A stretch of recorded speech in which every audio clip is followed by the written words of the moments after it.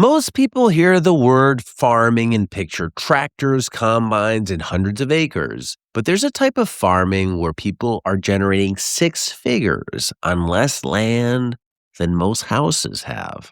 It's called market gardening. And over the past decade, I've talked to hundreds and hundreds of farmers on my podcast. Some of them are making incredible money, others are barely scraping by. So, can you actually make a living doing this? Yes, but it's not easy.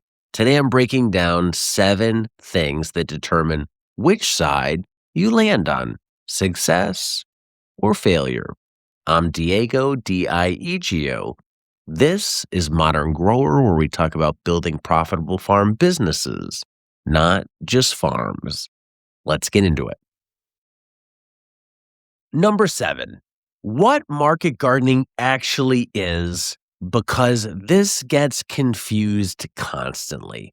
A market garden is a small scale farm, usually under 5 acres, often under 2, where you grow vegetables, herbs, or flowers intensively and sell them directly to customers. Farmers markets, restaurants, CSA, online orders, sometimes a simple farm stand at the end of your driveway. The key word here is selling directly. You're not selling to a distributor for pennies on the dollar. You're selling a $5 bag of salad mix to somebody who's going to eat that salad mix that night. The direct relationship between you and the customer is the entire business model. And this is where it gets interesting. A conventional farm might return just a few $100s per acre. A well-run market garden can return tens of thousands of dollars per acre, sometimes over $100,000 per acre. The economics are completely different, which raises the obvious question. If the per acre numbers are that good, why isn't everyone doing it? Number 6, let's start with the smallest unit in a market garden and work our way up. A single bed. A standard market garden bed is usually 30 inches wide, 100 feet long. If you plant the bed with something like Salanova lettuce, probably the most common market garden crop, here's what the math might actually look like using conservative numbers. The total yield on that bed, about 100 pounds of lettuce. The sale price, $7.50 a pound. That's conservative for a lot of the country for what people are selling this for when they go direct to consumer. So that means you have $750 in revenue off one bed. Your costs, that's seeds, soil, amendments, your labor, all that stuff, $225. That leaves you $525 in profit, a 70% profit margin. If you rotate that single bed 3 times a season, meaning you grow 3 crops over the course of your growing season, that's $1,575 from a single bed in a single year. Scale that to 100 beds, which fits on roughly on an acre, and you're looking at a potential farm revenue of around $160,000 per year. But before anybody quits their job, that number comes with a giant asterisk, and that asterisk separates the success stories from the burnout stories. Number 5, here's the asterisk. A $160,000 revenue number isn't what you take home. It's what you have to work with. Out of that, you're covering living expenses because your salary is baked in. You're covering land costs. You're covering tools and infrastructure. You need savings, not just for the farm, but for life. One of the most experienced farmers I've ever interviewed is Polishuk, with over 30 years of farming experience on 20 acres in Virginia. And when I asked her this question that everyone wants answered, how much do I actually need to take home if I want to bring in $50,000 a year? And her answer was sobering, or maybe positive for some people. You need to bring in somewhere between $150,000 and $200,000 in gross sales to take home $50,000. Why is that so high? Because about 50% of gross revenue on a small vegetable farm goes to labor, all labor, including yours. Another 10% should go back into the business. The remaining 40% covers everything else: seeds, irrigation, fuel, all that stuff. And that number is what often separates the Instagram fantasy from the actual business. You can look at a $500 bed of lettuce and assume that there's $500 going into your pocket, but that's not always the case. Sometimes it's not even close. Number four, conventional wisdom says you need a lot of land to make a living farming, but here's what the data actually says. When I look at some of the most profitable farmers that I've ever interviewed, a lot of them are on 1 acre or less. One farmer I interviewed went from $16,000 in revenue his first year to over $600,000 on 4 acres. A couple in Indiana started with $3,000 in year one, growing on their own property. They're now approaching $100,000, living entirely off their farm income with 2 kids. The limiting factor is usually never land, it's market access, systems, management.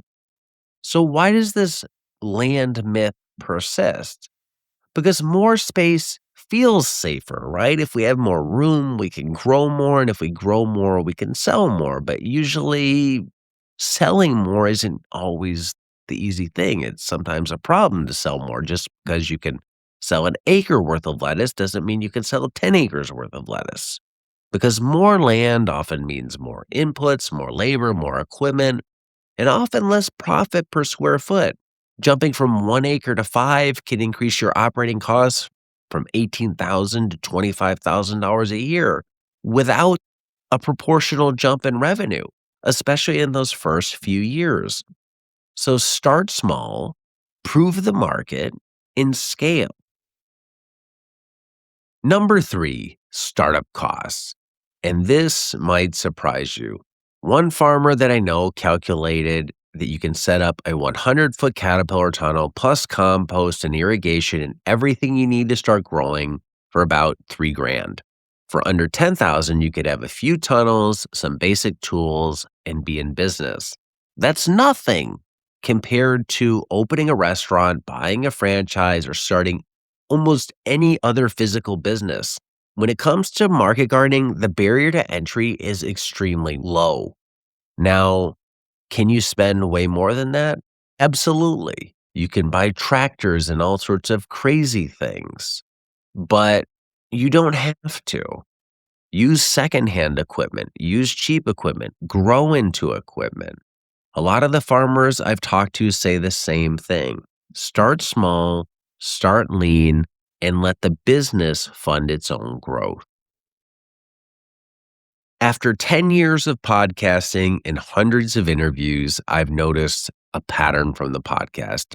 Almost every successful farmer had a terrible first year, not a mediocre first year, a terrible first year. That couple in Indiana that's doing really well now, $3,000 in total sales year one.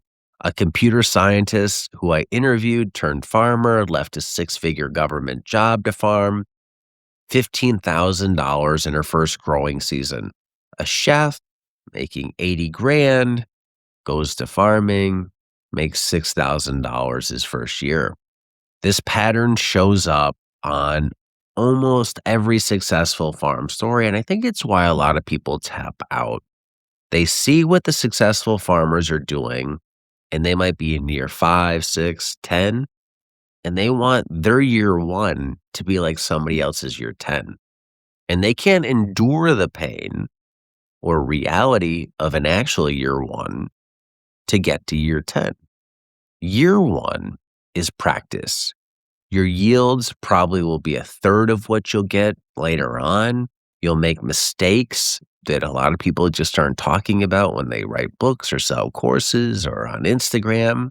You'll plant the wrong crop on the hottest day and watch them die. But Farmers who look at year one as tuition, not failure, are the ones that usually turn it around in years 3 to 5.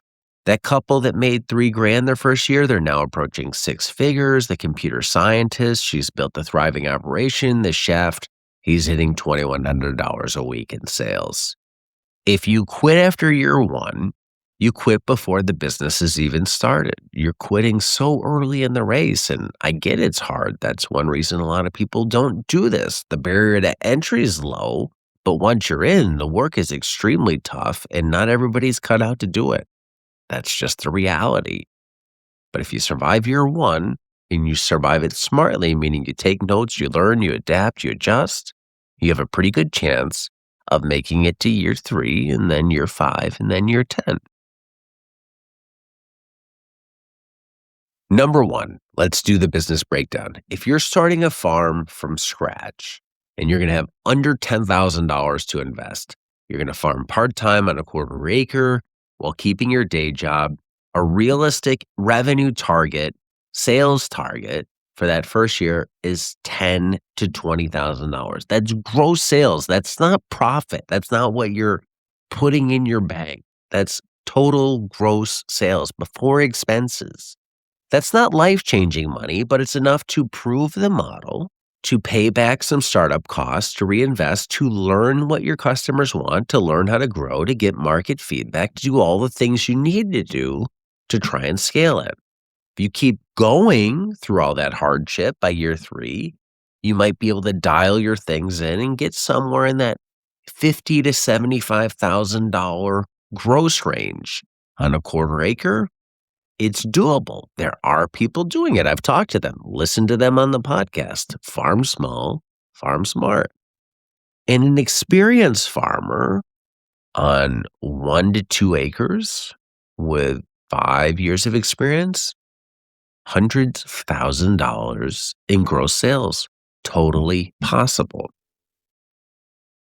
But before you spend a single dollar, you need to do your work. You remember, you're running a farm business, not just a farm.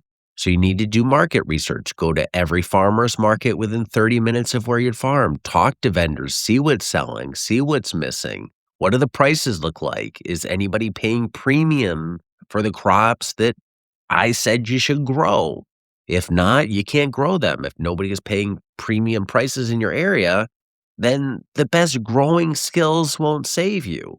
Your market is what determines your business, not your soil, not your tools, not your skill. Market gardening can be a very profitable business model, but a profitable model doesn't guarantee a profitable business in every location. That's a management exercise.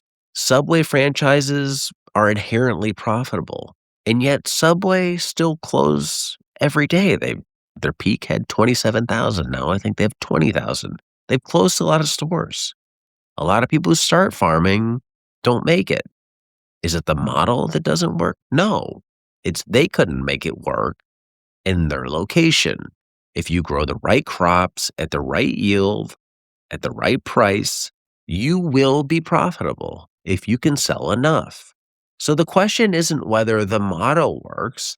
The question is whether the market can support the model in your area and whether you can manage the model profitably. So can you make a living market gardening? The math says yes. The data says yes. The farmers I've talked to say yes, but it's not passive income. It's not a get rich quick scheme. And it's not as simple as putting seeds in the ground and watching money grow. It's extremely hard. It's extremely stressful. To be honest, not everyone's cut out for it and not everyone can do it. But it is a real business and real businesses take real management, and the farmers who treat it that way are the ones who build something that lasts. So if you want to do this, you totally can, but it's going to take some work. Stay tuned here. I'll help you out with some of that work, giving you the knowledge. So now go build a real farm business, not just a farm. And I'll see you in the next one. Thanks for watching. I'm Diego, Diego. And until next time, be nice, be thankful, and do the work.